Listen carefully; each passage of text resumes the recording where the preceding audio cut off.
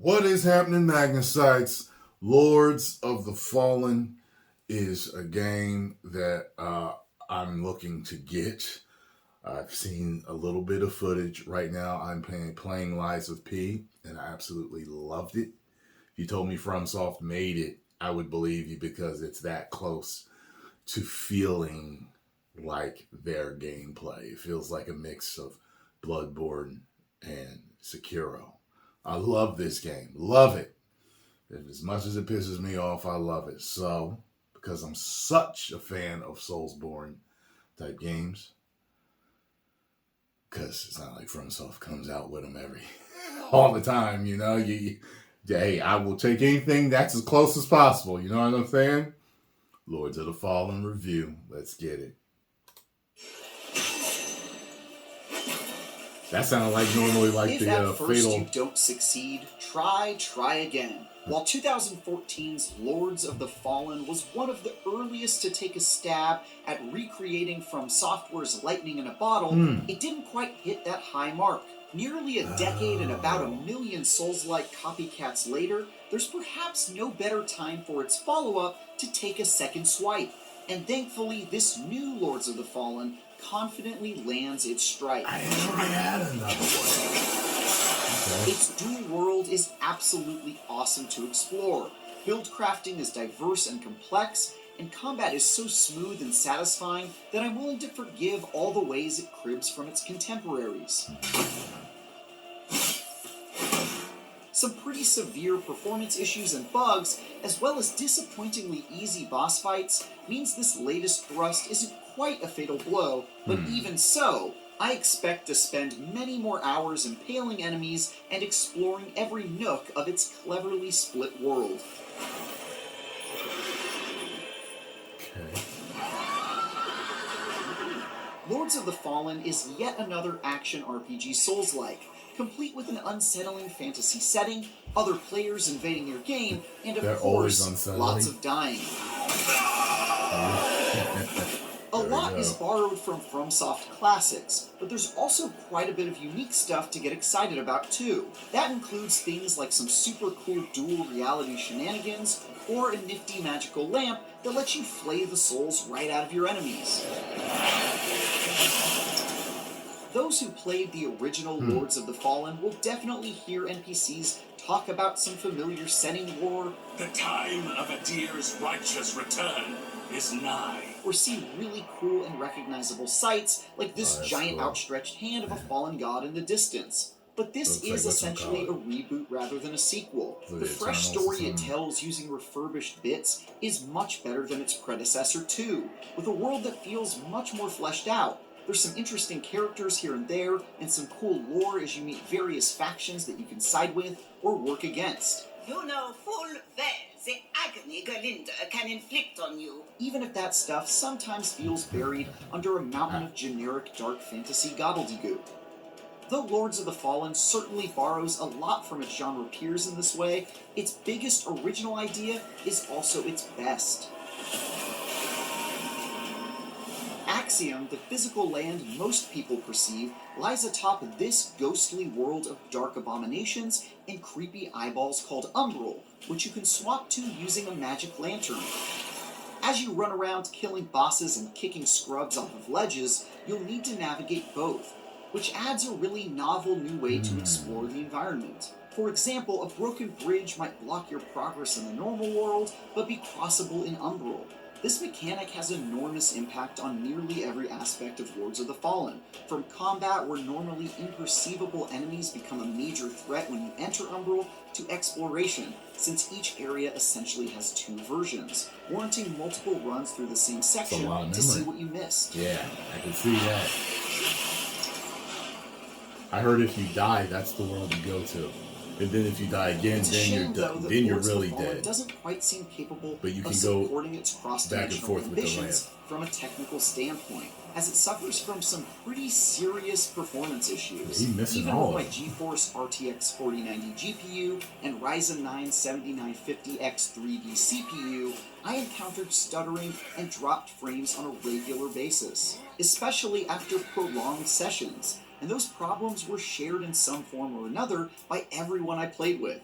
It's especially frustrating when lost frames lead to taking Wait a hits minute, I is this coming out otherwise for may have PS5? avoided, or when my co-op partners got killed after their game turned into a slideshow during multiplayer. Lords of the Fallen release date and platforms. I'm not usually one to whinge about performance benchmarks or less than perfect frame rates, but these were so consistent and impossible to ignore that it was like eating a delicious meal with a severe toothache.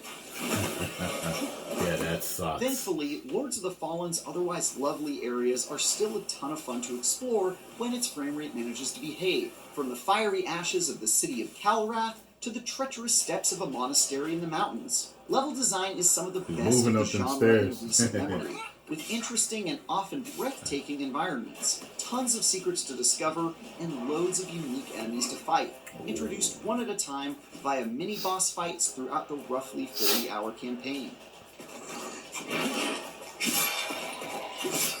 Taking down armies of wretched skeletal abominations is a lively whirlwind of blades and flails being swung and parried, making it play more smoothly than the vast majority of its peers, even if that dance feels extremely conventional at this point. You can be a brawny bruiser wielding the all-reliable sword and board, this quick and precise Bloodborne dude, or a variety of ranged magic users with cool Bloodborne dude look abilities like covering levels in fire and lava or blessing you and your allies with health regenerating effects. It's also great that many of the areas you'll fight your way through are legitimately challenging, often filled with elite enemies who swarm you with devastating attacks in claustrophobic environments that have numerous ways to get yourself killed. Of course. Really, the only issue is that enemies are as dumb as a bag of hair, which isn't exactly a unique problem in the genre, but it's always amusing to see these morons try to figure out how to navigate the world's geometry, only to stand in place as you stab them repeatedly. Not content with just being awesome for exploration, your magical lamp and its relationship to the parallel umbral realm is also quite useful in combat, primarily because you can use its soul flay ability to rip out an enemy's soul, stopping them in their tracks and providing ample time to dish out damage. Also, some enemies will have supernatural resistance that makes them nigh invincible, the only remedy being using your lamp to cast light on nearby hidden eyeballs to strip them of that protection. Finding ways to play with the dual reality swapping during combat really drives home just how dope that mechanic is.